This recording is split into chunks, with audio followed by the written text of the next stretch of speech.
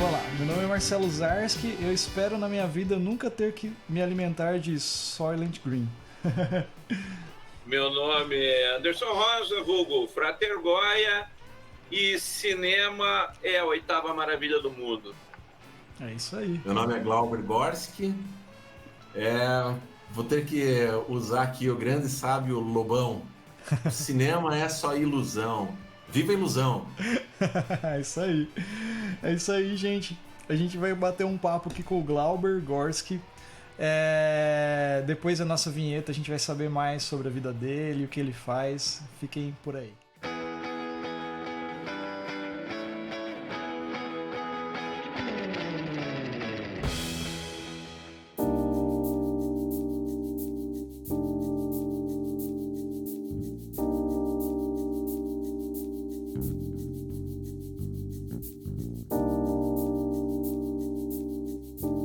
Acho que o Goya é o cara mais indicado para estar puxando o papo. E eu tenho um monte de coisa que eu quero falar, tipo, no meio do negócio aí, mas acho que ele pode puxar algumas coisas bem... Que vocês são amigos há muito tempo, então acho que dá para puxar algumas coisas bem lá no fundo ali que vai ser legal de falar. Mas uma coisa que eu achei bacana, que você colocou até no papo que vocês estavam tendo, que o Goya me falou, para falar um pouquinho sobre essa desmistificação, né, do cinema brasileiro e tarará. Acho que dava pra gente jogar pra esse lado aí, mas antes você podia se apresentar um pouco melhor, falar do teu trabalho e assim por diante. Mas o Goya vai fazendo a fila aí das perguntas. Não, tranquilo. Então conte aí, Glauber, como é que... Bom, antes, deixa eu já dar um pitaco aí para os nossos ouvintes, né? Eu conheci esse ser, né? A gente estava relembrando agora, antes da conversa, 1997, mais ou menos, através de um amigo comum. E, cara, foi uma amizade cheia de altos e baixos, porque a gente se encontrou, desencontrou, temos muitas coisas em comum. Cada vez que a gente senta e conversa, descobre mais coisas em comum. Então, é daqueles casos em que são amigos, quase irmãos, né? E com muita coisa parecida na vida pessoal. E, para quem sabe do que eu estou falando, é aquela pessoa que quando você é capaz de ficar anos sem falar, e quando encontra a pessoa, parece que faz meia hora que você acabou de deixar ela em casa e continuou o assunto. Né? Aliás, deixa antes de passar para o Glauber, né? Eu sou o cara que fala um monte, mas você sabe que Dante era o cara que era considerado o sujeito que tinha a melhor memória do mundo, né? E que aí um cara lá na cidade dele lá ficou falando, imagine, Dante não é tão bom assim. E daí ele falou, vou pegar o Dante. Daí um dia, andando na rua, ele deu um jeito de cruzar com o Dante no caminho. Conversaram, trocaram uma ideia e ele perguntou para o Dante, qual é a sua comida preferida? E Dante respondeu, ovos. Ah, beleza, tchau, foi. O cara chegou em casa, anotou num diário, botou na gaveta e esperou 20 anos. 20 anos depois ele falou, agora eu vou tirar a prova.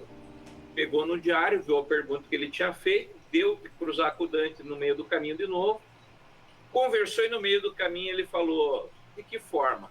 E o Dante respondeu, fritos. Então, a minha amizade com o Glauber é mais ou menos assim. A gente termina a conversa sempre com uma reticências e daí emenda de novo dali para frente no próximo pedaço. Né, Glauber? Se apresenta aí pro pessoal.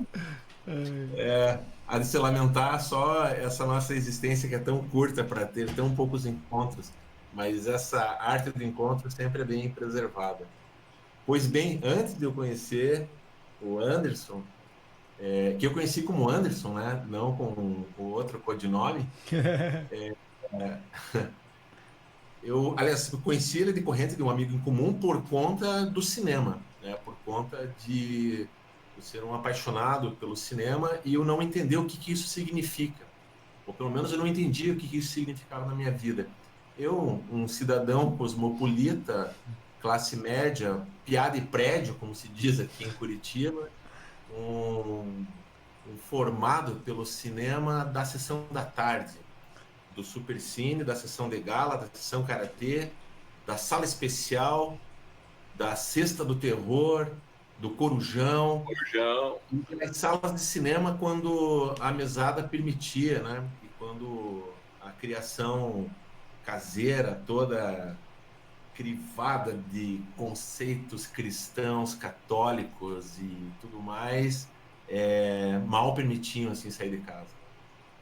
E das duas opções que eu tinha na vida, uma ser que eu mais tarde fui entender, né, como um artista storyteller, e a outra ser um padre, um diocesano, coisas que apareceram na vida, naturalmente com as primeiras namoradas, os primeiros beijos, ficou muito claro assim o que eu queria da minha pessoal. E assim, o cinema, né? O cinema é um sonho impossível, né? Mas é um sonho possível. Então eu devo dizer que o cinema é um sonho improvável daquilo que é ofertado para gente. E esse é um pensamento um pouquinho mais depurado para eu poder jogar um pouco no tempo e me apresentar ao mesmo tempo que eu vou me entendendo. Quando a gente é apaixonado por filmes, a gente não sabe bem ao certo o que a gente está curtindo, né? Você vai numa sala de cinema, assiste um Indiana Jones, ou assiste um filme de terror, ou uma comédia, e você sai da sala de cinema. Ou você liga a televisão e faz a mesma coisa, ia nas videolocadoras, hoje nos streamings. E o que acontece com aquilo, né? Tem pessoas que estão ali contando histórias pra gente. E eu sempre fui apaixonado pelo processo audiovisual, começando pelo fotográfico, mas, ao mesmo tempo, na paralela, um leitor ávido. Um leitor da coleção Vagalume, da coleção Júlio Verne, da coleção Agatha Christie. Na escola, isso lá na quinta série, sexta série, eu e um outro colega, o Jefferson Oliveira, a gente disputava no ano quem que era o aluno que mais pegava livros na biblioteca. E a gente tinha simplesmente a rotina de pegar esses livros infanto-juvenis e ler um livro a cada dia, a cada 2 dias. E aí eu me tornei um leitor ávido. Isso foi até aos 20 e tantos anos. Um sedento de informação, um nerd, por excelência. E ao mesmo tempo um apaixonado pelo visual, pela arte visual, pela fotografia e pela magia do cinema. O cinema enquanto 8ª maravilha do mundo, enquanto a senhora das 7 artes, porque você precisa de todas as artes para se fazer valer de um filme. Você precisa da escrita, você precisa da pintura, da fotografia, você precisa da dança, né, da coreografia, da marcação de cena, você precisa da interpretação. E ela somando tudo isso e trabalhando com essa intersecção desse todo, você consegue chegar a um resultado. E o que é esse resultado, né? O que é que você quer quando você conta um filme diferente daquilo que quando você recebe?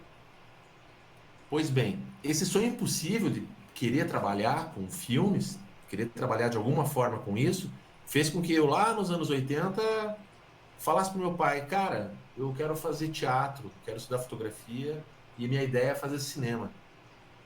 Aí meu pai falou assim, cara, teatro não vai rolar, cara. Teatro é coisa de viado e puta, cara. Não rola, cara, não rola. Fotografia, o que você vai fazer? Fotografar casamento? Você quer o quê? Música, né? Outra arte, né? Música. Você tem um violão aqui, toca tuas músicas aí. Você quer o quê? Fazer cinema? Você vai pra onde? Universidade Federal lá de Fluminense, né? Não. Vamos trabalhar aqui. Você vai trabalhar de balconista aqui na minha empresa e vai tocando, vai fazendo uma faculdade para você trabalhar e ganhar vida. Eu, como um bom filho, um bom servidor de minha casa, eu tentei achar alguma coisa que fosse, que me trouxesse, que eu calculasse que me trouxesse a longo prazo algum tipo de satisfação, já que o improvável ficou impossível, né? E aí resolvi estudar publicidade e, de alguma forma, adentrar no mundo da produção audiovisual publicitária, que talvez assim me trouxesse, né? Eu tinha uma esperança de que talvez me trouxesse um pouco de satisfação, né? Aquilo que eu desenhava com 14 anos de idade, né?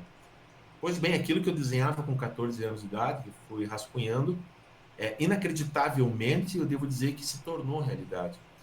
Então, passados 30 e poucos anos, e nós estamos nesse momento no segundo semestre de 2021, e eu tenho um primeiro momento que é ali por março de 1988, quando eu fiz meu primeiro curso no Museu da Imagem do Som.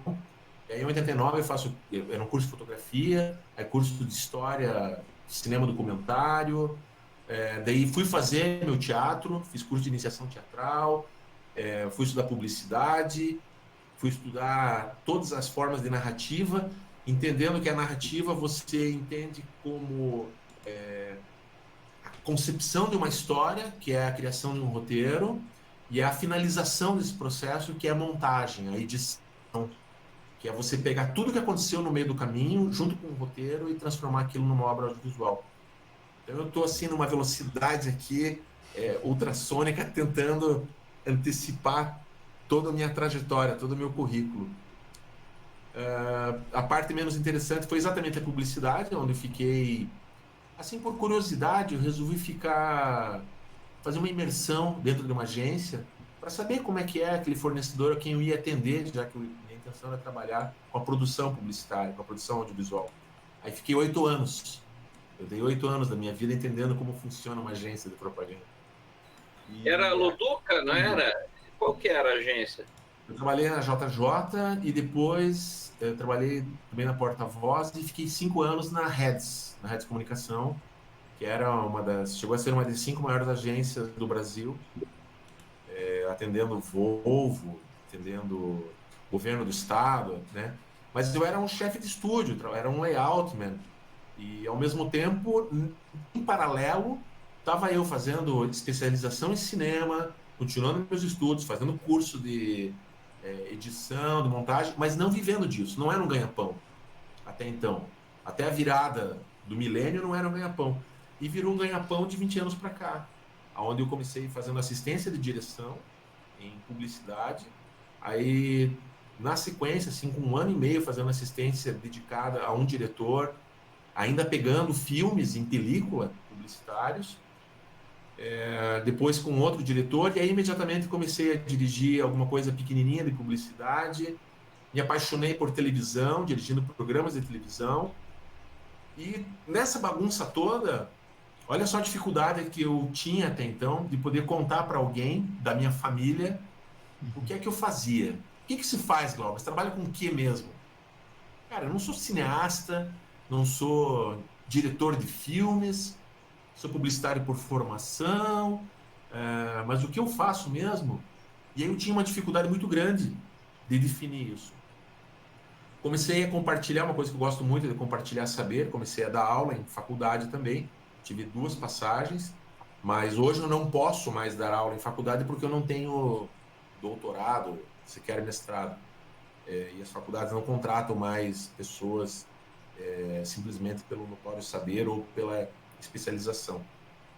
Mas vira e mexe eu sou chamado para dar palestras, seminários, mesmo em televisão já fiz isso, compartilhando saber, que é uma coisa que me traz muita satisfação, muito prazer, porque é por onde eu entrei nesse processo.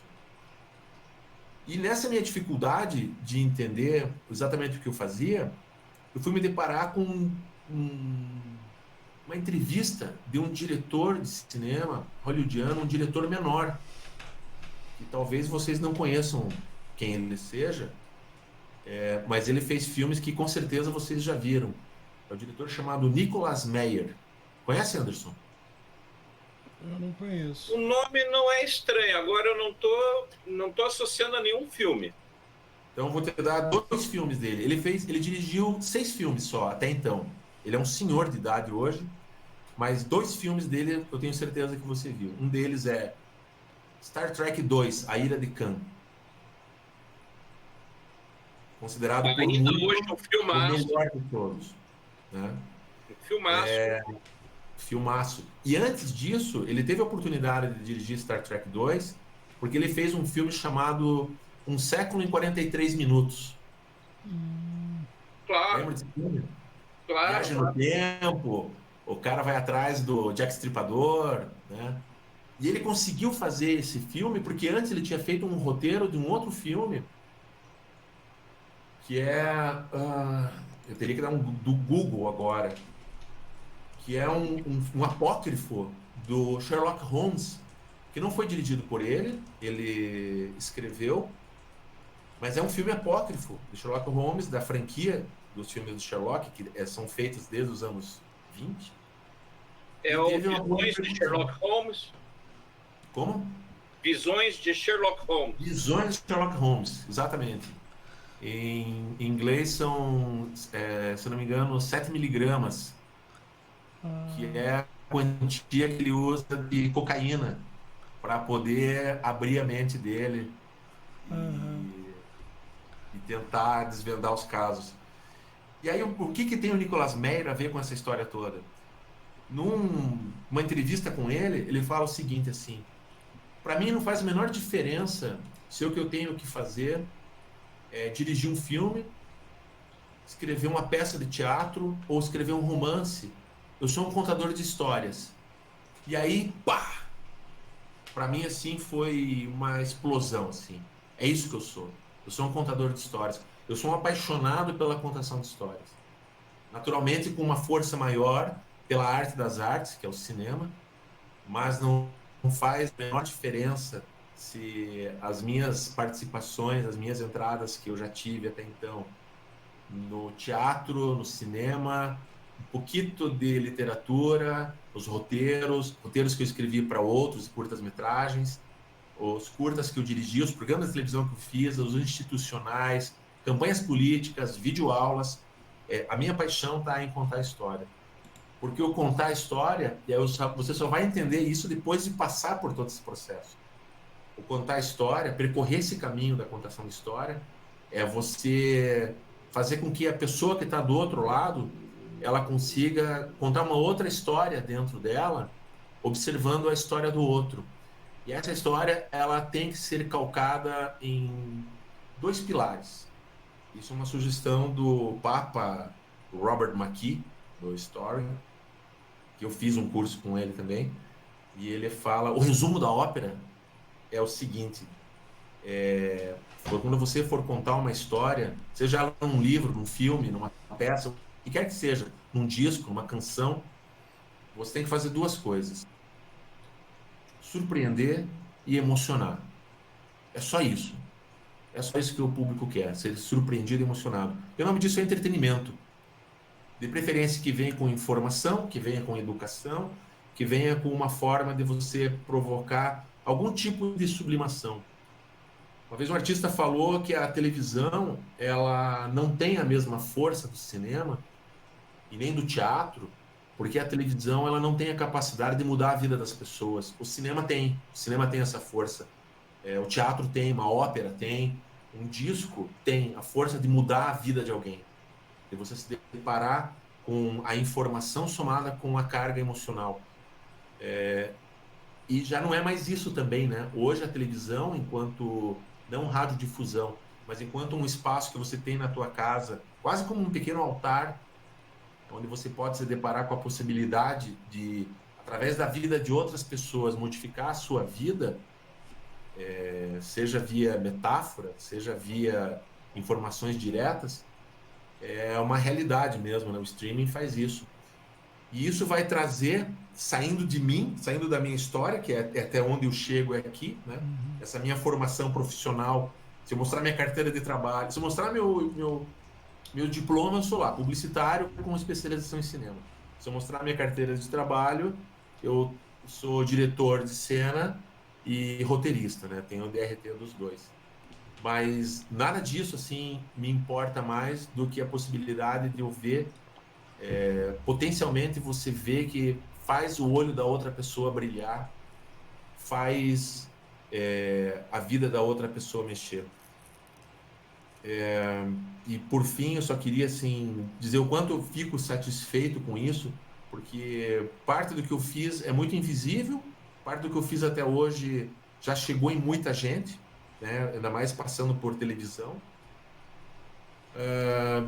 Mas nada me alegrou mais do que um e-mail que uma vez a emissora recebeu de um curta-metragem que eu fiz quanto modificou a vida daquela pessoa. Ela escreveu na madrugada de um domingo para segunda, falando que na segunda-feira ela ia amanhecer uma pessoa diferente por conta de um curta-metragem que eu produzi.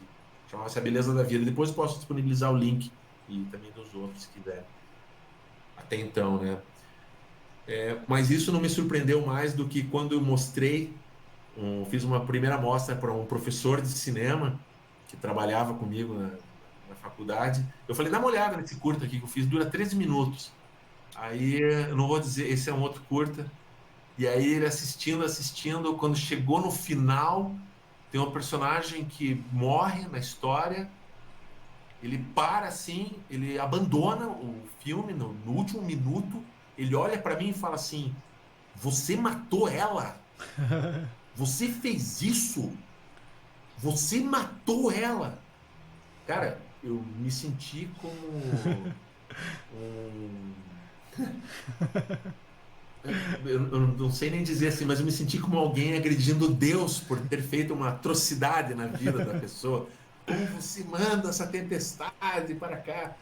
E não era nada, era uma bobagem de uma historinha de amor com um grande final trágico. Porque isso é outro truque de quem quer contar história. Eu tô dando uma pérola e um cobalto, pelo menos, né? Hoje eu vi uma cor cobalto, fiquei com cobalto na cabeça, sem falar da esmeralda.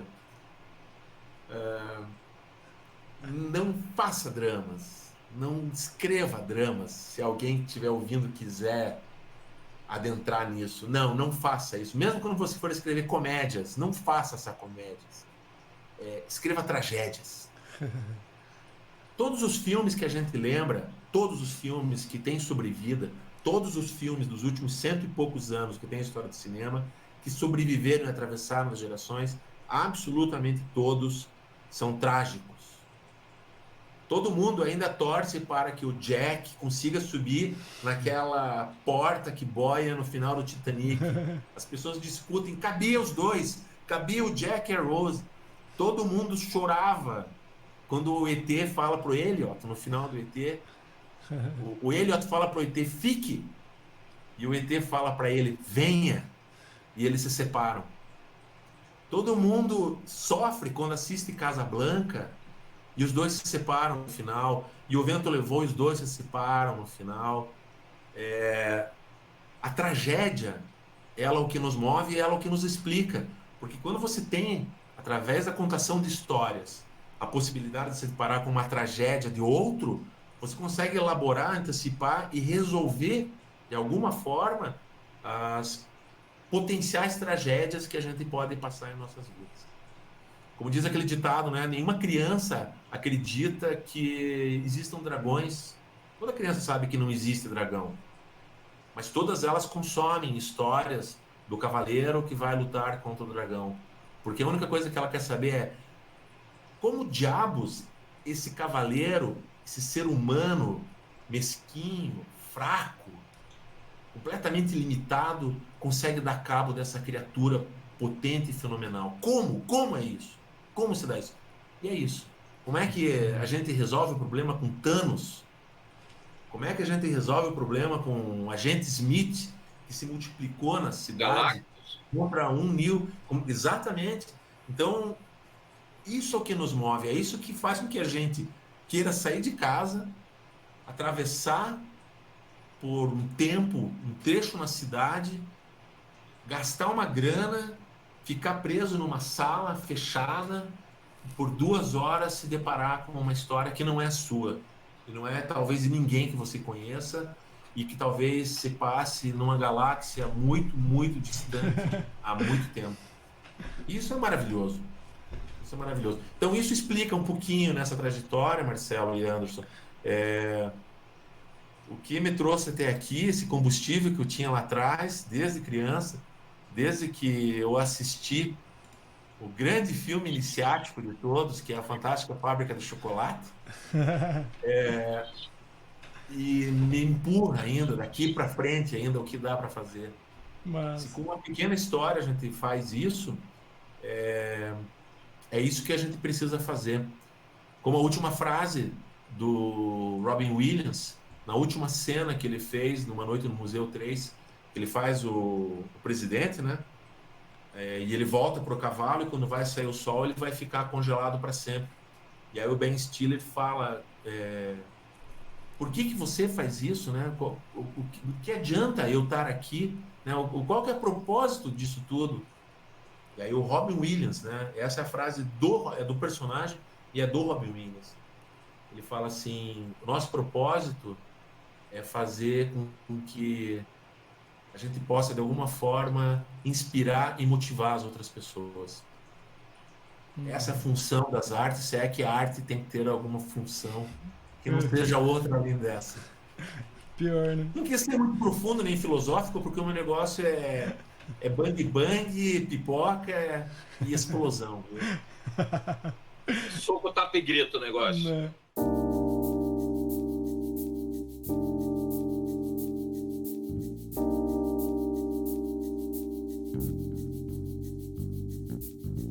Você tocou numa questão, antes da gente ir para mais filosófico ainda, eu gosto dessa pegada, mas assim, você comentou agora há pouco na tua jornada a questão das faculdades exigirem títulos, né? E não apenas o notório saber, né? Mas será, primeiro, né, os caras, é que nem Jesus Cristo não era cristão, ele era judeu, né? Então, se você pegar grandes cineastas, né, que nem Orson Welles, o Chaplin, né, eles não tinham título porra nenhuma, né? A arte se faz com título ou se faz com arte? Né? Como que você enxerga isso? Não é uma pena a academia hoje estar tão exigente e acabar oferecendo tão pouco? Na verdade, assim, eles têm que ter um crivo, né? Eles têm que ter um critério impessoal. Esse é um critério adotado, porque esse é um critério que o MEC utiliza para avaliar, para dar as estrelinhas dos cursos e das faculdades. Eles vão lá, olham a estrutura, olham os laboratórios e olham os currículos dos professores, entre outras coisas, né?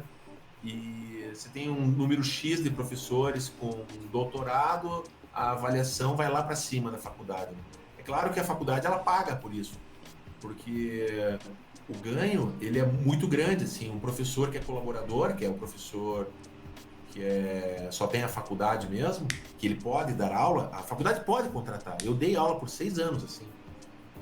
Ele ganha um valor. O professor que é especialista, ele já ganha 20% mais, em média, né? Isso varia de faculdade a faculdade.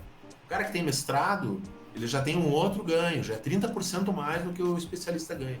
E o cara que é doutorando, por exemplo, não precisa nem ter doutorado, ele está doutorando, ele já tem um ganho a mais do salário. Então interessa naturalmente para os professores terem essas habilitações, para terem um salário melhor, mais conforto e qualidade de vida.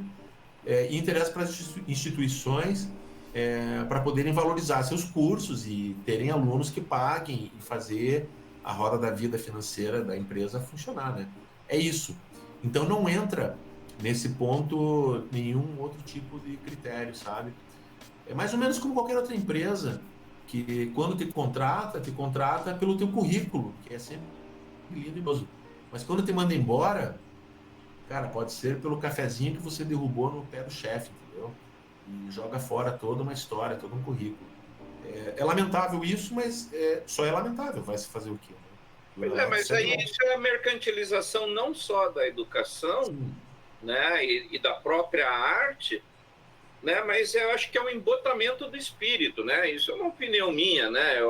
Não é óbvio. A gente entende que existe uma necessidade de mercado, de formação e tudo, e é melhor você ter um crivo para ter um mínimo de qualidade, só que o problema é que fica nisso, fica no mínimo de qualidade, né? Porque na realidade você pega os caras que são espíritos livres aí, gente que realmente às vezes tem coisa para contar, e esse cara fica eternamente marginalizado, né? O Joseph Campbell falava isso, né? Ele nunca fez um curso superior. Aí perguntaram, mas você nunca teve vontade? Ele falou, vontade eu tive, mas eu achei que a academia ia me limitar. Então eu nunca coloquei o pé lá dentro. É o Joseph Campbell, cara, o cara que idealizou, né? Deu todo o background do Star Wars para o George Lucas. Sim. Como um outro professor amigo meu falou assim, cara, por esse critério, Oscar Niemeyer nunca poderia dar aula em faculdade, porque ele não tinha especialização. Pois Imagina, Oscar Niemeyer não teria espaço para dar aula numa faculdade de arquitetura. Mas, assim, são critérios, né? Eu sou muito favorável, naturalmente, aos cursos livres, muito, porque eu fiz muito curso livre numa época onde não havia a formação mais acadêmica desses ensinos todos, né?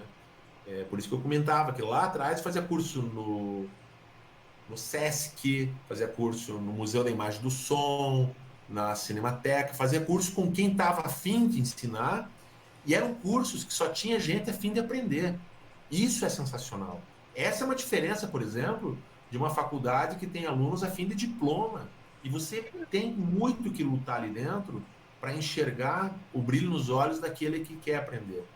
Eu cheguei a abrir um tempo atrás, aí dirigindo na minha produtora, materiais menores, né? Materiais de storytelling mesmo para pequenas empresas. Eu estava devotado a isso, estudando mais a fundo isso, e eu estava atrás de um fiel escudeiro. Eu queria fazer como tem aquela imagem clássica dos antigos magos medievais, o Sean Connery, no Nome da Rosa, né? Que tinha o Christian Slater, né? Que faz ele mesmo. o assistente dele. Atrás de um assistente para mim. E eu abri o Mickey do Aprendiz de Feiticeiro. Exatamente, um aprendiz de feiticeiro. E eu abri assim localmente e apareceram meia dúzia de gato pingado ali. Dessa meia dúzia de gato pingado não sobrou ninguém. Porque a meia dúzia quatro estavam afim, precisavam de horas, atividades complementares para a faculdade. Eu queria alguém que tivesse no caminho da faculdade para mostrar que existe um outro mundo um pouco maior do que o mundo acadêmico. Mas principalmente assim a falta de comprometimento.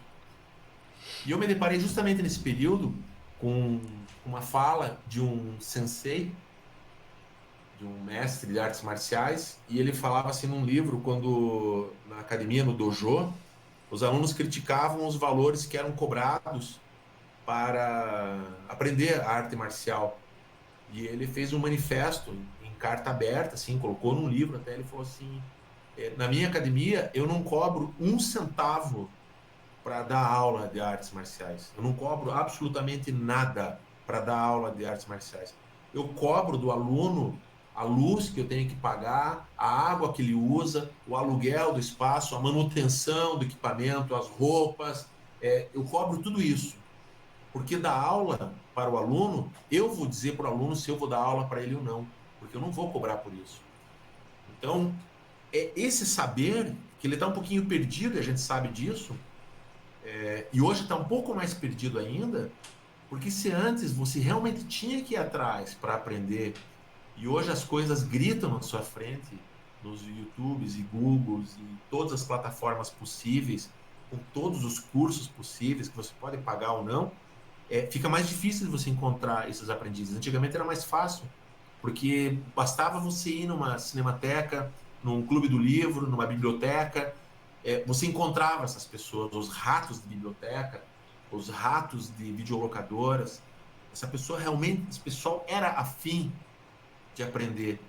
E hoje você tem muita gente dizendo que quer aprender, que é muito diferente do precisar aprender. Eu vivo na área esotérica, né? Eu dou aula, tenho alunos, né? Meus alunos até que ouvem aí o programa, um beijo para todo mundo. Mas eu já falei isso para eles. Veja, vocês são meus alunos. E o que eu cobro para dar aula, mais ou menos como o teu sensei ali colocou, veja, essa coleção que está aqui, que eu ganhei deles, é uma coleção que hoje está mais de R$1.000. Esse livro aqui custou 500, esse outro que está aqui atrás, $400 quando eu comprei, né? Eu tive que trabalhar muito para conseguir um dinheiro extra, além das contas, e poder comprar esse material. Então, quando eu cobro de um aluno, eu cobro o tempo que eu deixo de estar com a minha família, eu cobro o tempo que eu podia estar tocando guitarra junto com o Marcelo, eu cobro uma série de outras coisas e não o saber. Agora, o Círculo, que é a minha escola de magia, eu não cobro nada. Só que, em compensação, eu ensino quem eu quero. Se eu achar que o cara não vale a pena, eu não vou nem gastar saliva com ele. Aqui você não entra. Eu acho que tem isso, sabe, Glauber? E acho que isso é um bom caminho. Porque eu acho que ainda existe uma mitologia no saber do professor. Né? Você usou bem a história do aprendiz de feiticeiro. Acho que a gente tem isso, né? Mas eu acho que isso do trabalho mais antigo que você comentou ali da época de Cinemateca, final ali dos anos 80 e tal, minha leitura, né? Pessoal, né? Não estou dizendo que é uma verdade ou que eu esteja certo. Mas, assim, é que eu acho que justamente por estar fora do meio acadêmico, o pessoal estava pouco cagando com regra. Então, assim, vamos fazer e ver o que dá. E daí tinha muito lixo, mas tinha coisas geniais, né? Um dos melhores filmes de ficção que eu assisti até hoje é aquele O Homem da Terra. Você já viu esse filme, não? O Homem da Terra. É um filme que é pouco mais de 1 hora. Ele é 1 hora e uns quebradinhos, assim. Se chama O Homem da Terra. Ele é feito com 6 atores. Basicamente é um lugar só, que nem aquele filme lá do Hitchcock, né? É um cenário só, que é a casa de um cara. E então aí intercala, às vezes parece o quintal dele, mas no geral é a sala do cara, porque o cara está se mudando, ele diz, tenho que me mudar por causa de A mais B, e aí a história se desenrola ali. É genial esse filme. Feito com orçamento de $80, né? Mas, enfim, eu acho que aí você pega o pessoal hoje muito acadêmico, começa assim, não, mas um filme tem que ter, né, o plot point, tem que ter lá os momentos de virada, tem que ter não sei o quê, tem que ter... Porra, quem disse que tem que ter? Né? É uma fórmula, isso é uma fórmula que, assim como fazer bolo, olha, você tem que deixar a massa descansar, tal, mas não fala nada do sabor do bolo. Sim. Né? E acho que o que hoje se perdeu é a coragem de ir além, a coragem de dizer, tá, a faculdade disse isso, mas caguei para isso aí, eu vou fazer do outro jeito. Né? E as pessoas querem ser aceitas. A coisa que a gente conhece da música, os 4 acordes, né, famosos aí, que 90% do mercado hoje é o mesmo padrão harmônico, né? Então as pessoas ficam nisso, porque isso aqui eu sei que eu vendo. Exatamente. Né? Para mim, acho que não sei, mas a sensação que eu tenho é que o critério acaba sendo esse, né? É o ser aceito entre ser aceito e arriscar. Eu acho que tem muita coisa, que nem vocês estavam falando que hoje em dia o mundo é muito rápido. Eu tava vendo isso, as coisas acontecem muito rápido. Esse aí é bom pra caramba. Simulacro. Eu lembro de Matrix. Mas assim, o Glauber, você tava falando de tudo isso que você tá falando, assim, pelo que eu consegui entender do que você passou, a ideia de que na sua visão, não sei se é na sua visão ou é esse o conceito, o cinema é tipo uma história bem contada, vamos dizer assim, né? O contar a história é muito maior do que outras coisas que vão acontecendo, né? Vamos dizer assim. Você tem essa visão de fazer cinema, ou como que seria isso, sabe? Por exemplo, se você pegar o Matrix, né, pegando o gancho ali do Anderson,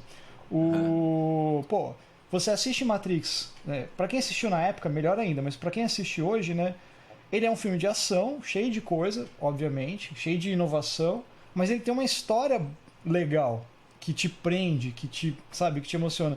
Por exemplo, eu gosto muito de série, né, ultimamente, e uma das séries que eu assisti há pouco tempo que eu achei sensacional, na parte de história e fotografia e tudo que acontece, foi aquela série alemã, Dark, por exemplo. Dark, Porra, eu achei que eu não consigo assistir uma série e ficar tão preso quanto eu fiquei com aquela série, com tudo te prende. Dá a impressão de que os diretores, o casal, eles falaram assim, vamos fazer uma história assim assado, que vai, sabe, você fica preso naquilo.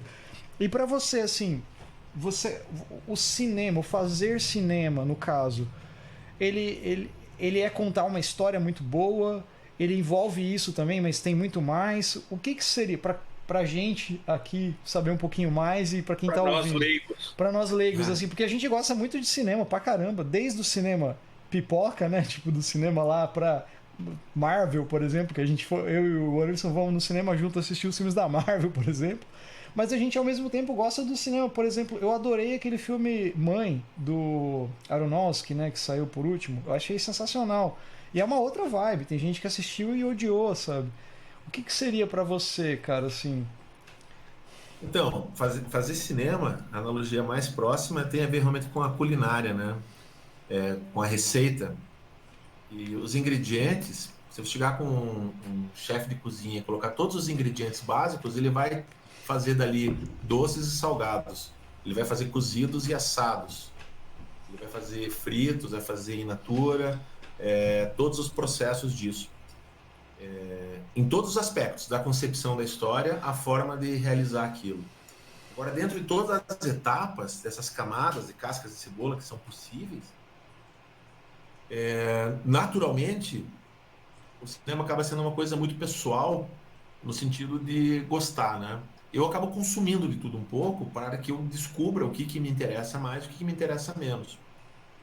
E à medida que o tempo passa, e o tempo vai diminuindo, você vai querendo ficar mais em cima daquelas coisas que você já meio que sabe que vai gostar. Eu prefiro reassistir Matrix do que dar chance para algum outro. Não vou citar nomes aqui, porque sempre provoca. O cinema ele é tão pessoal que se eu falar que eu não gosto do cinema do Tarantino, já tem gente, como não gosta? Então você não gosta de cinema? Eu falei, não é isso. Assim como eu gosto do cinema da Marvel, no sentido de eu assistir todos os filmes, eu também concordo com o Scorsese, por exemplo, quando ele disse que Marvel não é cinema. Tá? Por quê? Veja só, ele é pessoal, né? Você consumir, né? Dark, uma série também, para mim, fabulosa. Então, o cuidado que eu tomo em falar é o seguinte: para mim, para o meu gosto, eu gosto muito daquilo ali. Mas é preciso entender, principalmente que para quem não só quer consumir, mas de alguma forma quer participar. E não estou falando do cinema que vai passar, um filme que vai passar numa sala de cinema, mas que vai participar em algum tipo de contação de história. E aí eu gosto mais do termo realmente contação de história, de storytelling. É preciso considerar que... Nossa, tem uma viajada agora aqui. Mas é preciso... Eu fui longe, porque eu enxerguei um monte de coisa. Você falou de tanta coisa ali. É preciso...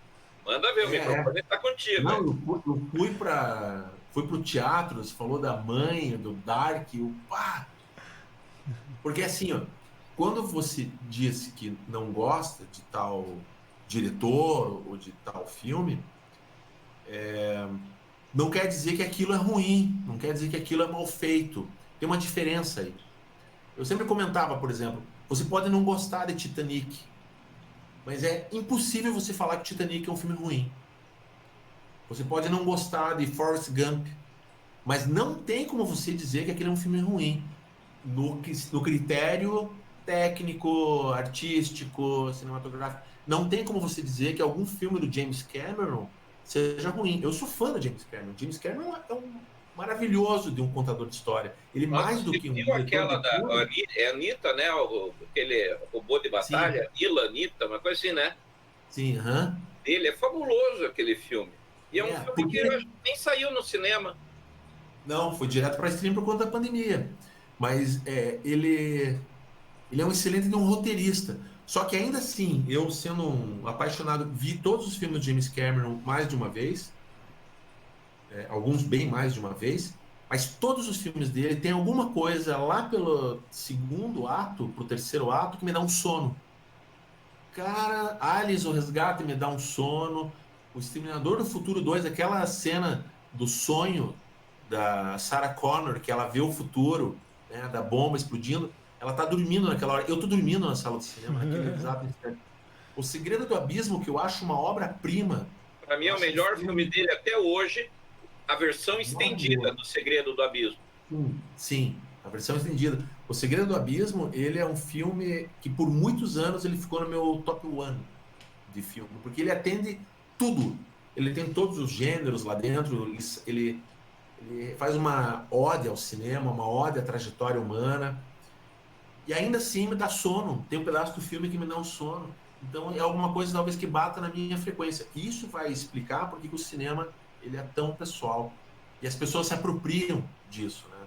Porque tem uma coisa maior sendo dita ali, que é maior do que as pessoas e o nome do que está sendo mostrado ali, que é a história. Por isso que a gente consome. Outro dia eu tenho um filho pequeno, tenho um filho adulto e um filho criança. E aí eu dei um play como quem não quer nada. Eu tinha feito isso com o filho mais velho já uma vez, quando ele tinha uns 11 anos, e eu coloquei para tocar o Jovem Frankenstein. E eu falei para ele, assista essa cena aqui. E era logo no começo, eu escondia os créditos iniciais, porque ele tem aquele modo de operar assim, se o meu pai gosta, não deve ser muito bom, né? Então, tudo que eu ofereci pro meu filho, ele foi pro outro lado. Eu entendo isso porque eu fiz a mesma coisa com meu pai, e aí você vai aprendendo, né? Dentro da tua trajetória, como é que você conta histórias para os filhos, que é diferente de contar para estranhos. Aí eu só dei um play numa sequência do Jovem Frankenstein, ele assistiu até o fim, ele não conseguia parar de assistir.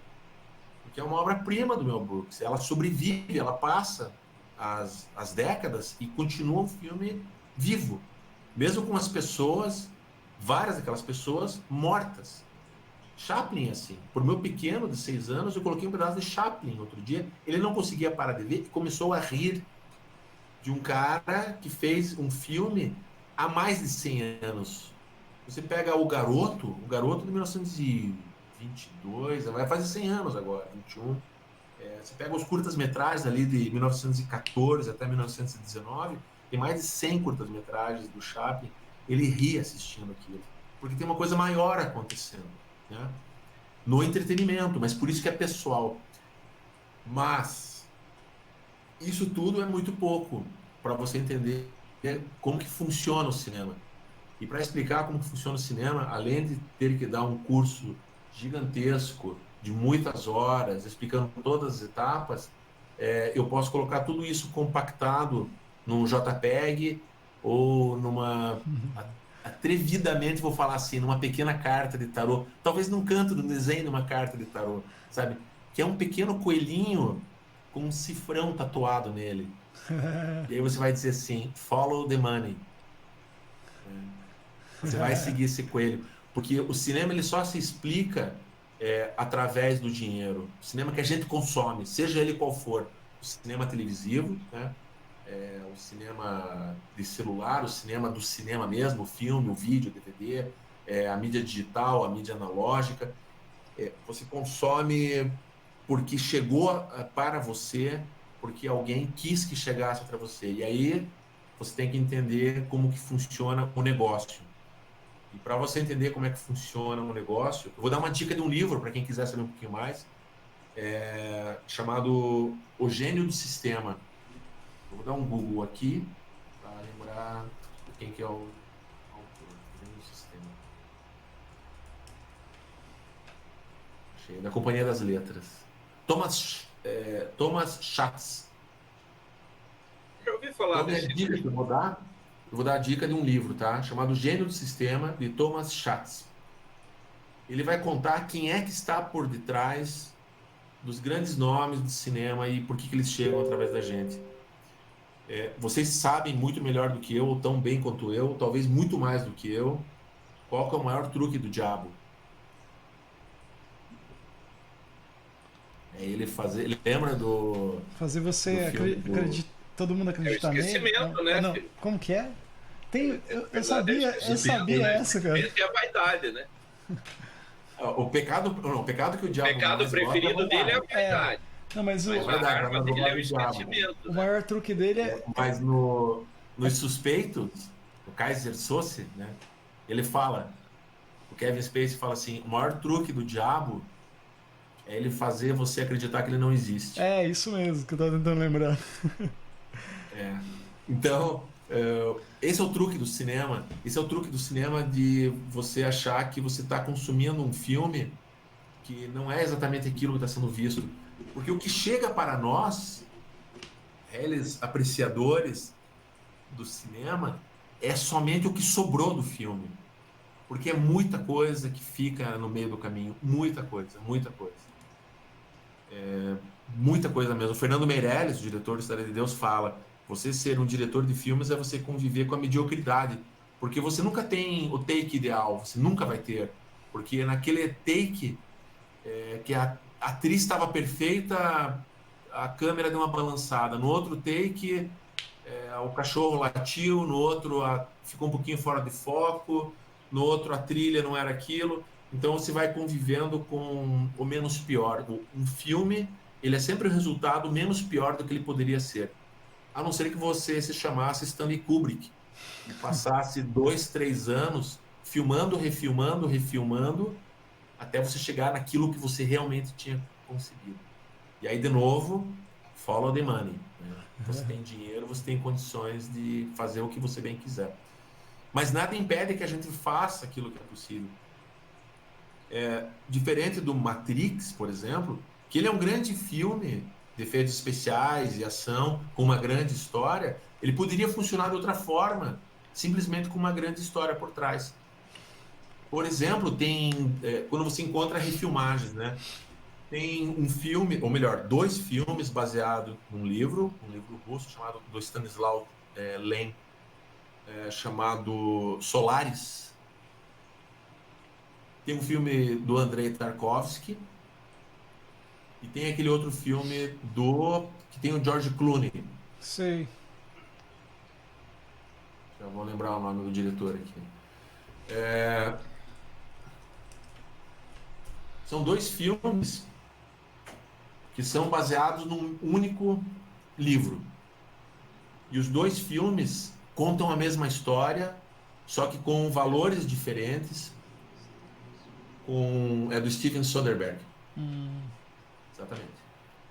Então, o Solaris do Steven Soderbergh, que é de 2002, ou o Solaris do Tarkovsky, que é de 1972, esses 30 anos, eles contam a mesma história, mas ao mesmo tempo de formas diferentes, porque tem dinheiros diferentes, porque tem olhares diferentes, porque tem possibilidades de se trabalhar com o dinheiro de uma forma diferente.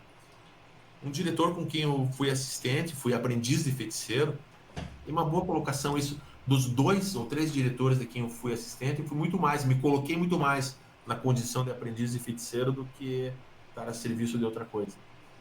Ele falava assim, é possível, 2 coisas ele me falava que eu gravei assim, dentro da minha alma, assim, tá tatuado dentro das minhas costelas. A primeira você pode contar qualquer história com qualquer dinheiro. Você só vai ter que descobrir como contar essa história. Você pode, inclusive, ter na tua história, por exemplo, uma cena de um acidente de carro. Mesmo sem ter um carro e fazer uma cena espetacular de um capotamento, uma colisão. Eu acho que a Fraternidade é Vermelha, se não me engano, tem uma cena que ela mostra bem isso.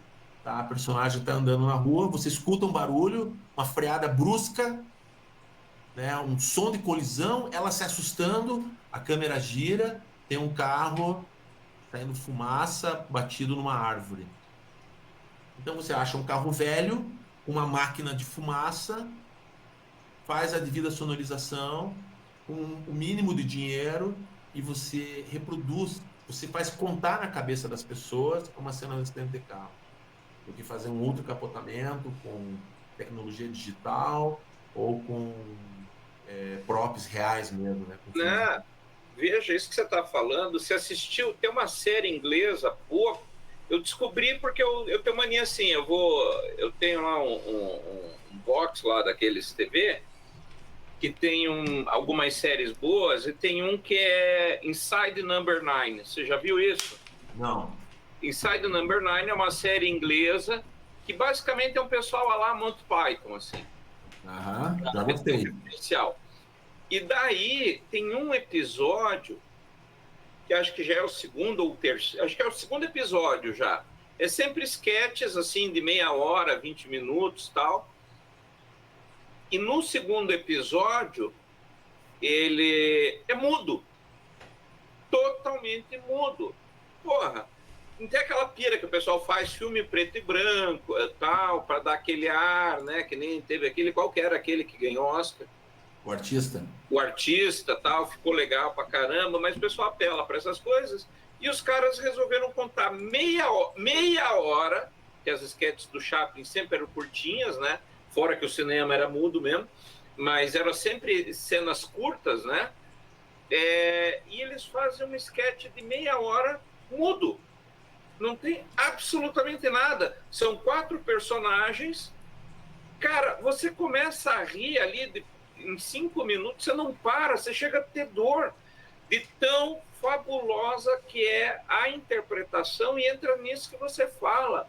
É o como contar a história. Aí, óbvio, tem jogo de câmera envolvido nisso, tem a direção, tem a questão da atuação, né? Tem a boa história, que não pode faltar, né? Mas é fabuloso, porque é isso que o cara falou. Veja, os caras fizeram um filme hoje, século XXI, mudo, e se não me engano, acho que trilha sonora é só incidental, porque tem uma cena que o cara tá ouvindo o disco, então aquilo fica tocando, mas o resto é mudo, é os sons do ambiente. Acabou, cara. E você vê aquilo, assim, me surpreendeu tanto, que eu falei, gente, esses caras são muito bons. Eles não são assim... você fica imerso naquilo. Você fala, você começa a ver, nossa, que troço chato, e vê aquele silêncio e tal.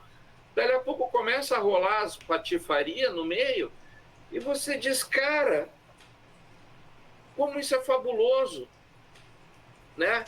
E são 30 minutos que você fica colado na televisão vendo uma história, e você entende a história inteira. Se eu contar, vocês vão saber, se vocês verem, você vai saber. Só que, assim, você vê muito isso, né? O como o cara tirou, e o que é fabuloso para mim, dentro disso que você está falando, é como, às vezes, o suscitar, que aí acho que vai para o cinema de suspense, é muito mais importante que o mostrar. Os melhores thrillers não dependem do monstro e da quantidade de sangue. Sim. Mas sim daquilo que você não vê. O próprio Alien, o primeiro, o que era aquilo? Sim, como Tubarão, né? Tubarão, né? Tubarão é a música, pô. Até hoje você escuta a música, você... Porque tem um gênero que não é um gênero, na verdade. Eu sempre fui na locadora e não entendia por que tinha uma prateleira escrito terror e na outra suspense. Eu pensava assim, cara, qual que é a diferença? E outras vezes era horror. E depois isso subdividiu, filmes gore, né, e tudo mais. Mas o suspense, ele não é um gênero. O suspense é um tempero que tem que estar em todos os filmes. Inclusive em comédia. Em comédia... o timing, né? Não é só o timing, é o suspense, assim, o que é que vai acontecer? O que é que vai acontecer? Se você pensa um peixe chamado Wanda, que é uma comédia das mais perfeitas, ou o Convidado Bem Trapalhão, com o Peter Sellers, você fica o tempo todo, cara, vão descobrir que esse cara é uma farsa no próximo minuto, como é que esse cara tá vivo ainda? Como é que ele tá... E é uma comédia. E ele é uma comédia porque você... Em primeiro lugar, você não quer estar no lugar dele. Você só ri daquilo que não é, sabe? Você está rindo porque não é com você.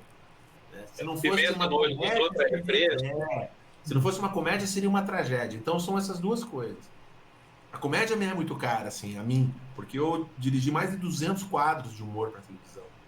Então a comédia, ela tem esses dois pilares também, que é, primeiro, não é com você. Ainda bem que não é comigo. Nossa, como é que o cara foi falar uma coisa dessas pro chefe da empresa? Que absurdo, hein? Absurdo por quê? Porque não é com você. E segundo, não vira tragédia. Ninguém morre. Não pode morrer. Se você lembrar dos Três Patetas, do Gordo Magro, era cacetada, chute, soco, violento, Tom e Jerry, né? Mas ninguém morre. Não há uma tragédia que inviabiliza a coisa a não voltar à estaca zero. Os Simpsons, né? Qualquer comédia tem esse viés. A partir do momento que tem uma amputação ou tem uma morte, deixou de ser comédia e virou tragédia, vira filme de terror. Mas mesmo dentro da comédia, você tem um suspense. Você quer... O suspense é teu, né? O que vai acontecer? E a narrativa muda, ela é a melhor de todas. Ela é, em primeiro lugar, hoje em dia ela é desafiadora. Porque depois que surgiu o Kevin Smith e o Tarantino, que todo mundo fala pra caramba nos filmes, são diálogos ótimos, mas é um cinema falado, né? Eu vou muito atrás buscando aqueles que contam através da imagem, ou sugerem, como você falou.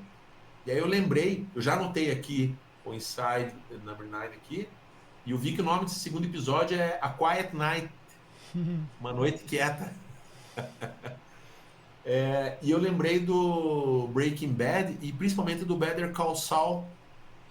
Fabuloso. Aí tem sequências. Um dia eu estava assistindo uma sequência com o Mike, que ele tinha que matar alguém. Quando eu me deparei, eu vi que tinha passado alguns minutos e ninguém falava nada. Daí eu voltei e tem uma sequência de 9 minutos sem fala. Ninguém fala nada e eu não conseguia tirar os olhos da televisão. Então, essa forma de contar a história, ela é desafiadora e é maravilhosa. E se voltar para a indústria do cinema, tem 2 cinemas. Tem o cinema arte e o cinema industrial, que tem que fazer dinheiro. Que ele quer parecer arte, mas não necessariamente é. Por vezes acaba sendo. Mas ele não precisa ser. Ele precisa faturar, porque cinema é uma coisa cara. Mas se você voltar para a indústria hollywoodiana, a forma como eles trabalhavam era o seguinte, e isso tem a ver com a escola um pouco mais antiga, que é a escola que eu estudei, a confecção do roteiro. No roteiro você primeiro escreve um storyline, daí você vai fazer uma sinopse. Aí, depois da sinopse você desenvolve um argumento. Aí passou o argumento, você vai para um primeiro tratamento, e do primeiro tratamento você escreve o roteiro. Não precisa ser dessa forma, mas essa forma te garante uma série de etapas. Desde que isso esteja sendo apresentado a um proponente que vai colocar dinheiro. Porque à medida que você vai vencendo essas etapas, você vai garantindo que aquela obra vai virar um filme, de alguma forma. Porque não adianta você ter um roteiro escrito e alguém falar, cara, eu escrevo o roteiro essa história clássica, né? Eu escrevo o roteiro do King Kong. E o cara, maravilha, que roteiro maravilhoso. Só que tira o macaco, tá? E aí a gente vai fazer o filme. Tem que reescrever. É outra história, não é mais a mesma história. Então, acontecia uma coisa nessa forma de trabalhar na indústria cinematográfica hollywoodiana, que era assim, aprovava, o estúdio aprovava, o produtor, o pessoal colocava dinheiro no negócio, quem tinha contrato com atores, diretores, equipe técnica, nos grandes estúdios. E isso vai até meados dos anos 60. Vai até acontecer a explosão do Easy Rider, do Sem Destino. O Sem Destino vai mudar isso. E depois, mais tarde, a Paramount com o Poderoso Chefão arrebenta esse conceito dos grandes estúdios. E é o fim dos grandes estúdios. Então, os grandes estúdios que tinham que lançar filmes todo ano para poder fazer dinheiro, para poder pagar a sua folha de pagamento, tal qual as faculdades fazem com professores e alunos, eles faziam assim. Tem cara que escrevia o roteiro até o momento do primeiro tratamento, até o argumento e o primeiro tratamento. Qual que era a diferença que tinha entre o argumento, o primeiro tratamento e o roteiro? A diferença, para quem não entende, é o seguinte. O argumento é assim, ó. Eu vou contar para vocês um filme que eu assisti ontem. Daí eu conto para vocês, em 5 minutos, eu conto a história inteirinha do filme. Esse é o argumento do filme. É um resumo. É você contar, você viu tal filme? Eu não vi. Me conta o que acontece. Acontece o seguinte, acontece isso, daí vai, você dá um resumão completo. Você coloca os personagens, você entendeu a premissa, você tem todos os elementos ali, tem o tom da narrativa, e bacana, você vendeu uma história. Esse é o argumento. E aí ele escrevia um primeiro tratamento. O primeiro tratamento, o que ele era? Ele pegar esse argumento e falar, bom, agora eu preciso colocar isso tudo no gabarito, colocar isso na árvore da vida. Começa aqui dessa casa, vai até outra casa. Passa por esse... Não, ele não vai passar por esse caminho, ele vai tomar esse caminho. Então ele vai tomar essas decisões. Aqui ele foi convidado a cumprir a jornada, aqui ele se meteu a besta, ele não deveria. Então ele tem que pagar um preço por isso, né? O cara quer fazer um negócio? Não vai dar conta. Vai sofrer um dano, parará. Tal qual você jogar um RPG, você monta isso. E aí você tem o filme inteirinho pronto, com todas as cenas, com todas as motivações, com todos os personagens. Você diz assim, nesse momento, quando o personagem fulano chega em casa, ele se depara com a mulher falando com o amante no telefone. Ele fica escondido atrás da porta, mas ela percebe que ele está ali, ela muda a conversa com a pessoa para querer parecer que está falando com outra pessoa, E aí no final ela conta para ele, eu sabia que você estava aqui, era só uma pegadinha. Mas você não tem essas falas. Você tem a descrição da cena inteirinha, sem as falas, sem os diálogos. E aí tinha uma pessoa especialista em escrever os diálogos, que era o dialoguista. Ele pegava o primeiro tratamento e ele via o que era bom colocar ali, que fizesse aquela história avançar. Sabe quando você se depara com textos sagrados, ditos sagrados, como os textos judaico-cristãos, tem cenas que são narrativas descrevendo o que os personagens fizeram. E tem cenas que você coloca a fala do personagem. E naquele momento ele disse, em verdade, opa, né? Tem um dialoguista que entrou em campo ali. Ele não disse assim, ele falou para aquelas pessoas praticarem o bem. Não, ele disse o seguinte. Então é o momento em que entra o dialoguista e coloca as palavras que vão dar valor àquela história, àquela narrativa, ou não, deixa só na sugestão da imagem, vai para o cinema mudo. Então entender um pouquinho dessa forma de construir a história é uma coisa que faz com que a gente, sabendo disso, quando vai assistir um filme e se depara, né, ou uma série, e se depara com essa subversão, quando você se depara com Abbas Kiarostami, quando você se depara com o atual cinema sul-coreano, com o cinema argentino, que é maravilhoso o cinema argentino, você consegue se surpreender e entender por que aquilo é bom, né? Porque ele abriu mão de se utilizar de um recurso que é chamado clichê, né? Mais do mesmo, que é o que a gente não quer, porque aí vai corromper aquela primeira regra do Robert McKee, que é surpreender. E é o que acaba ficando mais difícil de acontecer com o passar do tempo. À medida que mais filmes são despejados e séries despejadas das nossas cabeças, mais difícil está de surpreender. Deixa eu dar uma dica para quem está ouvindo. Procure no YouTube, para quem quer assistir um tipo de narrativa sem fala, procura no YouTube uma peça, procura o canal dele, do Avner o Excêntrico. O Avner, ele é um artista, um mímico, ele é um artista americano e tem várias peças dele filmadas no canal dele mesmo, e tem uma que eu assisti e eu só fui me deparar que ela foi gravada em São Paulo porque tinha alguém falando perto com a câmera ali. E aí tinha uma coisa. Quem é esse cara? É muito bom. Ele tem uma peça inteira dele, ele não abre a boca, ele não fala nada e você não consegue tirar os olhos. Você se depara e ele faz um trabalho da desimportância, da melhor qualidade ali. É sensacional. E como a narrativa, sensacional. Você não sabe para onde vai. Você não sabe o que está acontecendo ali e aonde que aquilo tudo vai terminar. Por quê? Porque há um suspense o tempo todo na narrativa dele. Mas ele é fora da curva. Ele é um cara sensacional mesmo.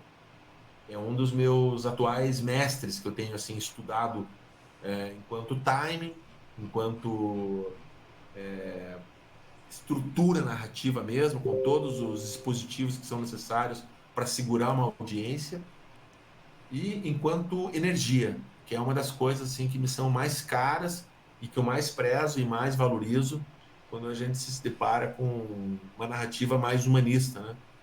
Quando você tem um texto com uma energia boa, com uma dinâmica visual, com uma energia no sentido da energia mesmo, né? E principalmente com atores, com uma energia, uma ânima muito boa acontecendo em cena. Porque isso imprime, isso vai para a tela e da tela vai direto para a mente e preferencialmente para os corações de quem está assistindo. E a gente não suporta nunca mais ver um ator canastrão, uma atriz falsa, um microfone aparecendo em cena, um chroma key mal reportado, uma computação gráfica mal feita, porque a gente está atrás sempre de outras coisas, algo que realmente nos instigue a sermos melhores, o que quer que isso signifique.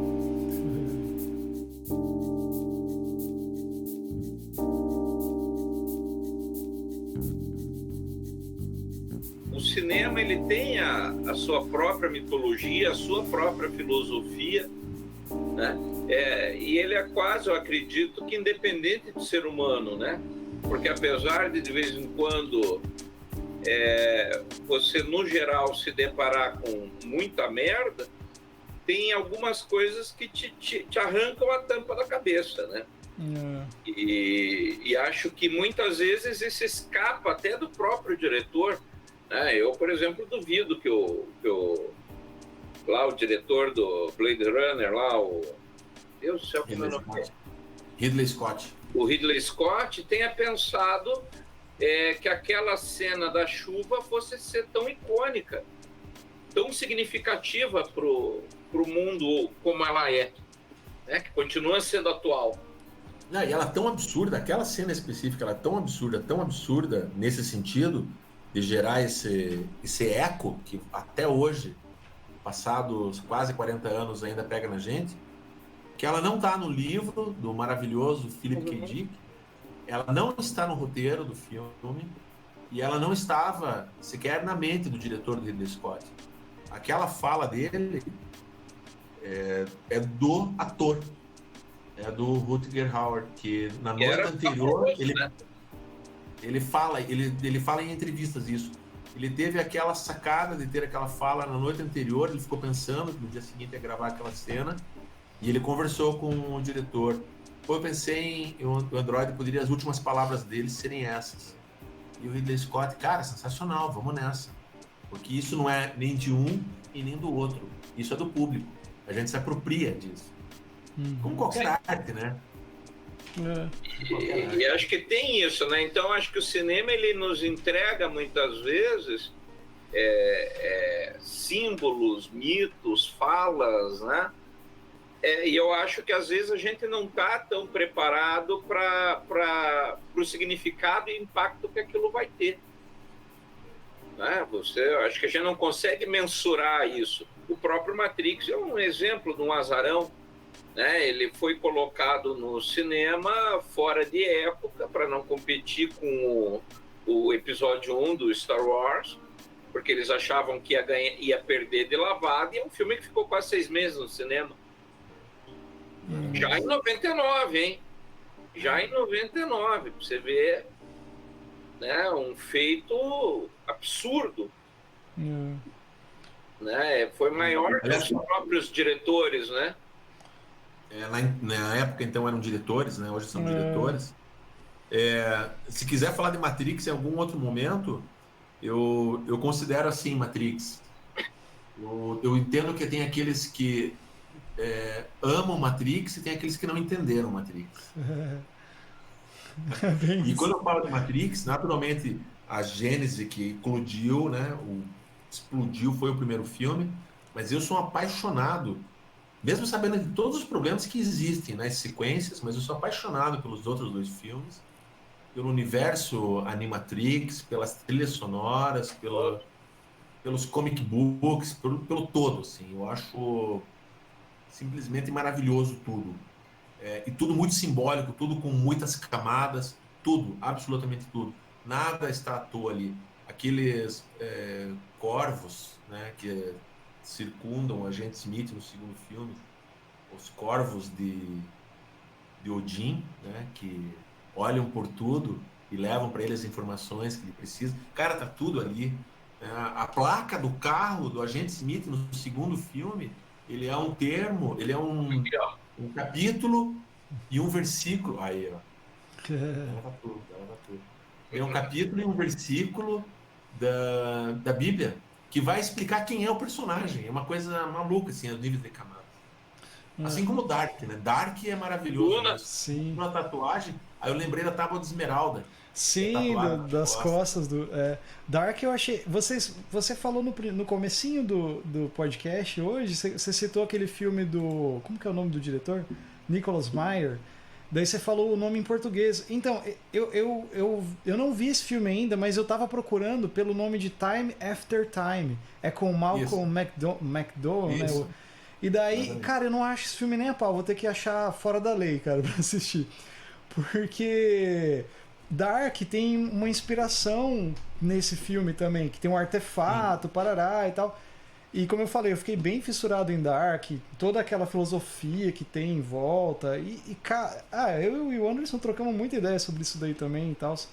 Mas ó, só para trazer para uma coisa que vocês estavam falando antes, como eu falei que ia ficar meio só ouvindo hoje, que tá bom pra caramba. Vocês estavam falando sobre o lance da história, né? De você ficar tão preso, que nem você citou o Breaking Bad nas cenas, o Anderson citou lá o Inside Number 9. Um filme que me deixou intrigado nesse sentido foi o Dogville. Porque eu peguei, na época eu ia muito na locadora, e eu peguei, tipo assim, Dogville, um filme com a Nicole Kidman, né? Aí eu peguei o filme pra assistir e daí eu falei, caramba, o que é isso? É uma peça de teatro? Fiquei meio que sem saber o que estava acontecendo. Só que passando alguns minutos, cara, aquilo não me incomodava mais, porque eu tava tão preso na história do que estava acontecendo que eu esqueci que o filme era daquele jeito, né? Do jeito que estava sendo filmado, que foi feito assim. Aí depois eu fui ler sobre qual que era a ideia do Lars von Trier, que ele queria trabalhar dar mais ênfase, fazer cinema meio que fora do pensamento hollywoodiano, seria mais ou menos essa ideia do Dogma, sei lá o que lá que eles inventou lá. Dogma 95, o movimento Dogma. Aí eu achei muito bom. Eu não vi os outros, as continuações, não me falaram que são boas ou não, mas acabei não vendo. Mas daí eu fui meio que atrás de ver coisas dele, né, assim, que eu achei interessante. Ele é um diretor que eu gosto muito, e eu gosto muito, apesar de ser bem bizarro, do David Lynch. Eu adoro ele, cara. Eu acho a maneira que ele coloca as coisas. Eu não sei se ele tá drogado, o que acontece. Porque é muito louco, muito bizarro, mas ao mesmo tempo é muito interessante, cara. Dá a impressão de que ele vê toda a podridão humana que acontece. Toda vez que eu assisto um filme, eu acho que é dele, não é? Que é um. Crash. Você já viu esse filme? Que as pessoas batem o carro e tem uma pira de Crash é do outro maluco que é o David Cronenberg. Cara, eu acho o David Lynch meio nessa vibe, assim, sabe? De bizarrices que fazem você ficar chocado. Gosto do Tarzan 5. Eu achei muito legal. Mas esse eu não conheço, cara. Mas daí toda essa... A cela, a queda. Sim. Toda essa coisa da narrativa fica forte, cara, nessas coisas, né? De uma coisa bem contada, que nem você falou, você não precisa ter, às vezes, todo o dinheiro do mundo. Se você tiver, com certeza você pode fazer algo muito bom, né? Mas se você contar uma história muito bem contada, assim, você faz... Tipo, deixa as pessoas presas, né? Assim, isso eu acho muito, muito legal, cara. E... Eu tento trazer isso, que eu sou músico, né? Eu tento trazer essas coisas pra música, assim, de alguma maneira, sabe? De sempre expor alguma coisa que... Tipo assim, que é minha, vamos dizer assim, mas que faça as pessoas ficarem pensando, sabe? Tipo, que não tenha lógica, que tenha uma coisa mais diferente, assim, sabe? Mas Bom, acho que era isso que eu queria expor, assim. Eu falo algumas coisas, mas assim, tipo... meio que pra expor o que eu tô pensando. Que nem eu falei pra vocês. Hoje eu queria ouvir, cara. Quando o Anderson falou, cara, ele trabalha com cinema, não sei o que e tal. Aí eu falei, vai ser muito legal. Tipo, porque eu adoro cinema, mas como eu te falei, eu não entendo nada desse processo, sabe, que a gente tava conversando. E vendo você falar, cara, porra, eu fiquei mais interessado. Quando você abrir um curso aí de alguma coisa, me avise. Fiquei mega interessado. E a gente pode trazer o Glauber em vários outros momentos, né? Sim, inclusive... Ficar numa única conversa, né? Inclusive, essa conversa sobre Matrix aí, gostaria muito de a gente gravar um episódio sobre isso, cara. Já fica o convite. Vamos armar isso aí. Isso aí tô dentro. Matrix, já vi o trailer, já gostei do filme, sem ter visto. Eu tô nessa e a gente tem que assumir que é isso, sabe? Eu sou, por exemplo, assim, eu sou um fã do cinema do Jack Chan. Muito, muito, assim. Mesmo sabendo que tem muita porcaria que ele fez. Porque isso tem a ver com aquilo que a gente comentava antes, né? Não é porque é ruim, no sentido de mal feito, que você não possa gostar. E não é porque... você não gostou, que você não vai reconhecer que é super bem feito. Mas o que vale, se é possível, né, um raciocínio assim, já mais elaborado, né?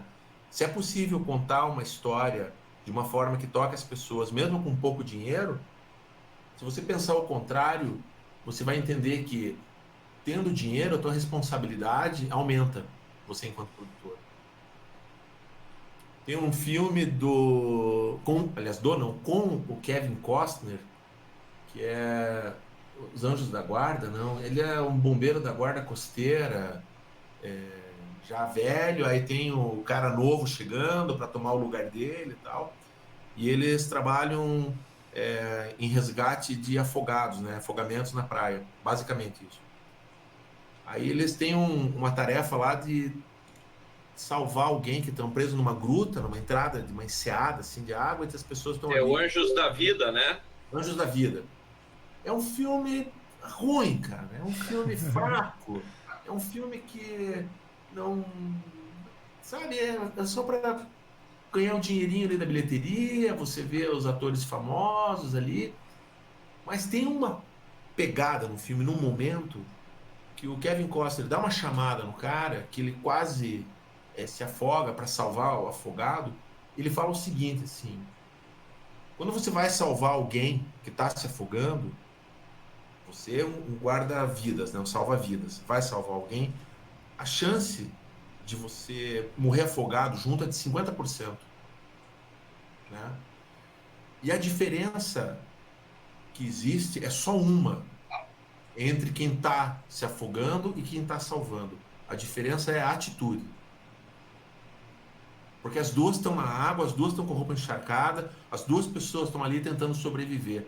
Mas a atitude que um tem, ela é diferente da atitude que o outro tem. Um tem uma atitude de segurança, o outro uma atitude de desespero. Então, essa atitude, que tem a ver com responsabilidade, aquilo para mim, foi uma epifania. Então, dentro de um filme bobo, chulé, menorzinho como esse, ainda assim dá para tirar alguma coisa que presta. Eu assistindo Loki outro dia, que eu achei a série...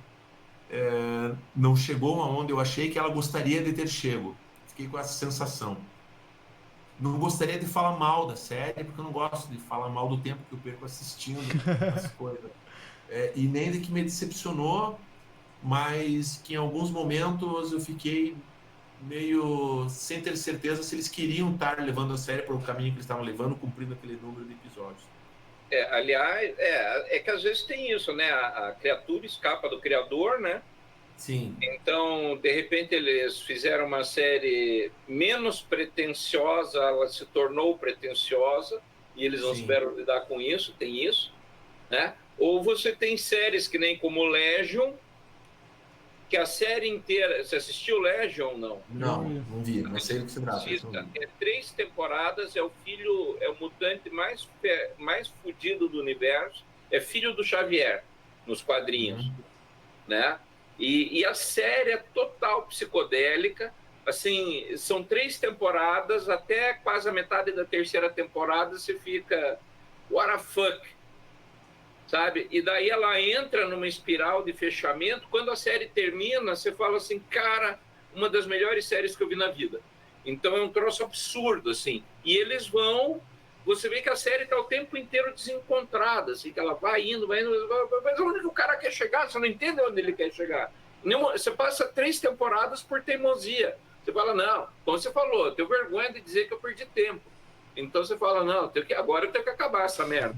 Aí quando acaba, cara, você fala assim, meu, valeu a pena. Cara, nossa. E aí a coisa fecha, entendeu? Então tem isso também, né? E eu também duvido que Legion tenha sido tão pensada a esse ponto. Eu acho que ela foi um caso desses que também escapou, só que o final o cara se deu muito bem. Né? Ele conseguiu resgatar e...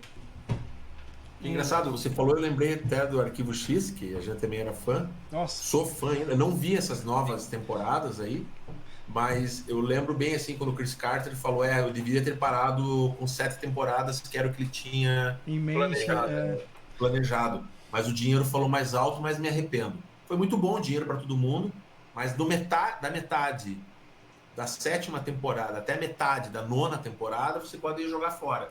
No sentido do arco narrativo, mitológico. Tem coisas muito boas ali, mas ela pesa para baixo, como alguns capítulos, alguns trechos de Lost também teve isso.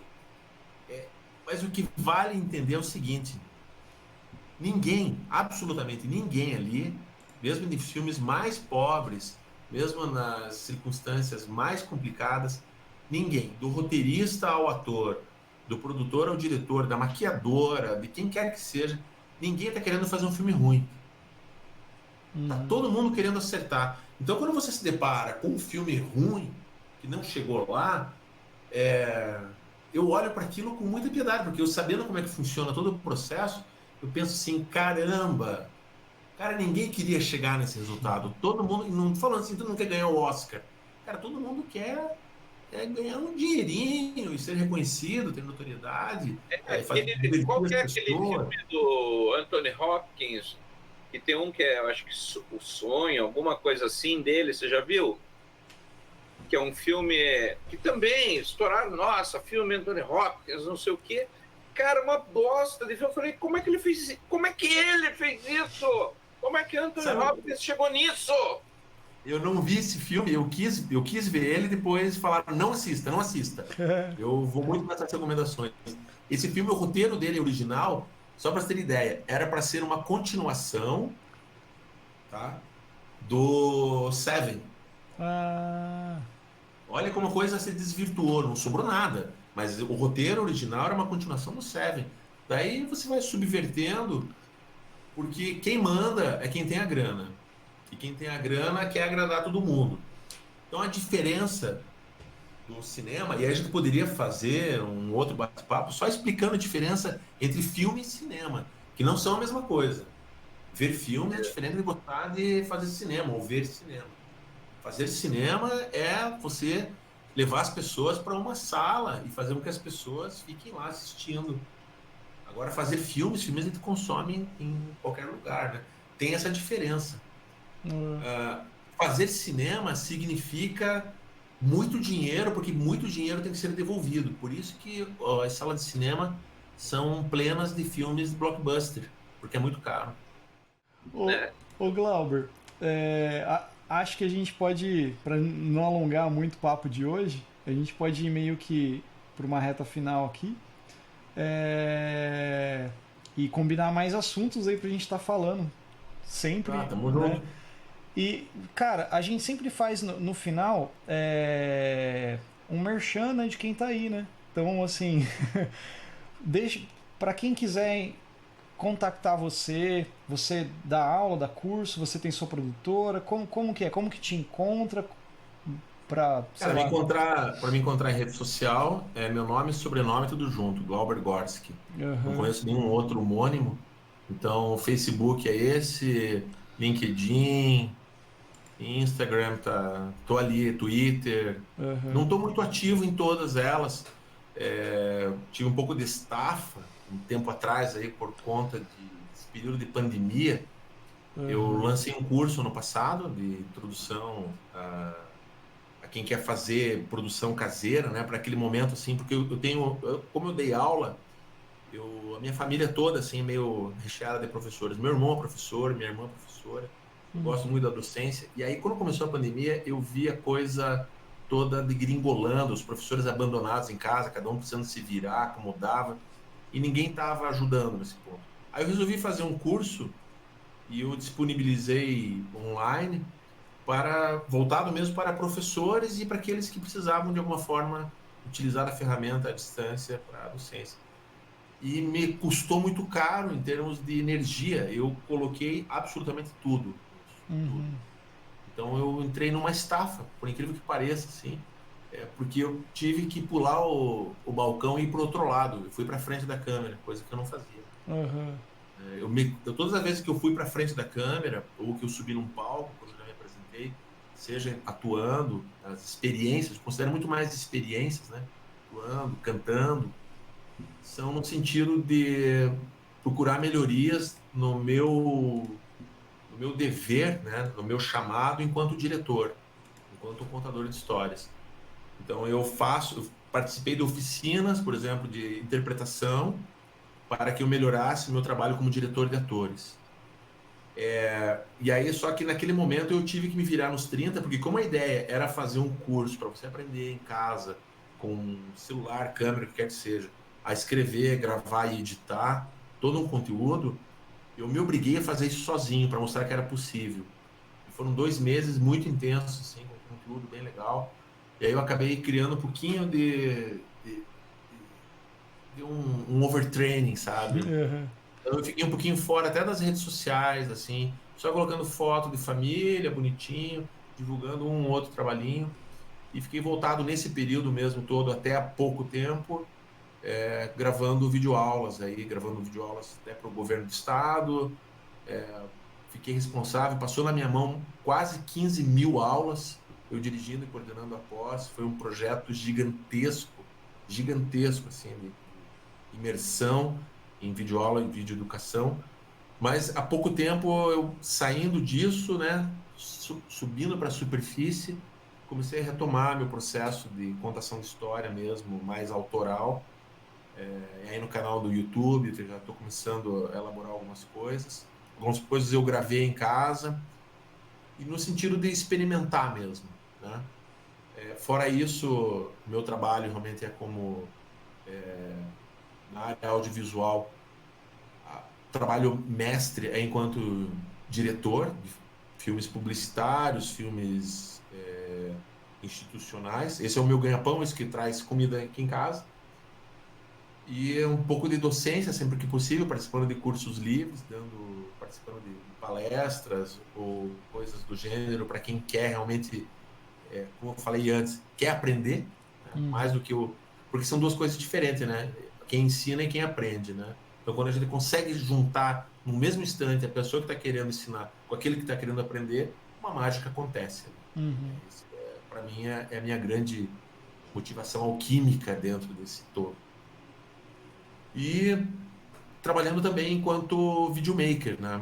Porque é uma coisa, no mínimo, divertida.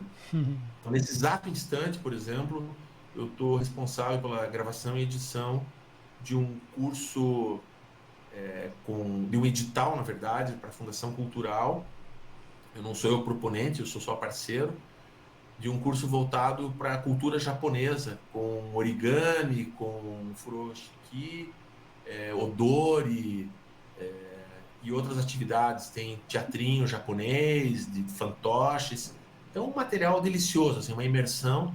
É um projeto gigantesco de 90 minutos, 1h30, basicamente um longa-metragem, que foi gravado em 4 dias, em 4 finais de semana distintos, e deve me tomar 4 semanas de edição. Eu estou entrando na segunda semana. Porque, para quem não sabe, por último, aquilo tudo que a gente vê no cinema, aquelas cenas filmadas, aquela é a menor parte do todo. É como você pegar uma guitarra, um instrumento musical e tocar. Essa é a parte mais curta. A música dura 3 minutos. Um pouco menos ou um pouco mais. Mas tudo antes, para compor, para arranjar, para descobrir, timbrar, todos os ensaios, tudo antes. E todo o depois, né? A mixagem, você sabe bem disso, né? É que realmente cobra mais caro o tempo de dedicação. Exatamente. Mas o resultado final tem que ser realmente extremamente prazeroso. Tanto quanto um grande LP do Pink Floyd. Com certeza. Isso aí. Eu gosto de punk rock, sabe, Anderson? Eu tenho um lado punkzinho assim que eu curto. Mas eu gosto de um punk um pouquinho mais atual, se é que pode chamar de atual, com Offspring, esse tipo de pegada um pouco mais energética. Mas eu amo de paixão o psicodélico mesmo, o progressivo. O progressivo é a trilha sonora da minha vida, tá dentro do rock progressivo. Mas uma coisa não desmente a outra. Mas eu sempre rio muito quando lembro daquela história, e isso tem um pouco a ver. Eu gostaria de fechar esse nosso bate-papo com isso, quando você falou da música, né? Que a música poderia ter algo a ver com isso. Quando eu lembro daquela história clássica dos Sex Pistols, né? Que queimaram uma camisa do Pink Floyd no palco, porque ninguém aguentava mais. I hate Pink Floyd. I hate Pink Floyd, né? Porque ninguém aguentava mais aquelas músicas longas, toda aquela coisa. Isso já deu, porque o pêndulo vai para um lado e depois ele volta para o outro, né? E o pêndulo voltou para o outro, né? Ele foi para o punk rock, para as músicas dos 3 acordes, do it yourself, que eu acho sensacional trazer isso para o universo do videomaker. Deixa eu fazer com o que eu tenho embaixo do braço, sabe? Meu curso tinha um pouco disso, né? Você não tem uma câmera, você tem um celular, então você tem uma câmera. Então vamos lá, né? É um punk vídeo. Mas não despreze a força de uma grande contação de história, porque na sequência, quando o Pink Floyd veio com o single do Another Brick in the Wall, não teve para ninguém, entendeu? Detalhe, né? Nada supera uma grande história sendo bem contada. Curiosidade, né? Enquanto eles estavam usando a camiseta I Hate Pink Floyd, né? O Waters escreve The Wall, que todas as músicas, no geral, são 3 acordes. Quase todas as músicas do disco são 3 acordes. Justamente para mostrar, então vou mostrar o que eu faço com 3 acordes. E aí saíram com The Wall. Sensacional, sensacional. Massa. Cara, é um prazer falar contigo aí. Bom, o prazer foi ouvir vocês também, sensacional, muito bom. Esperamos que você volte mais vezes.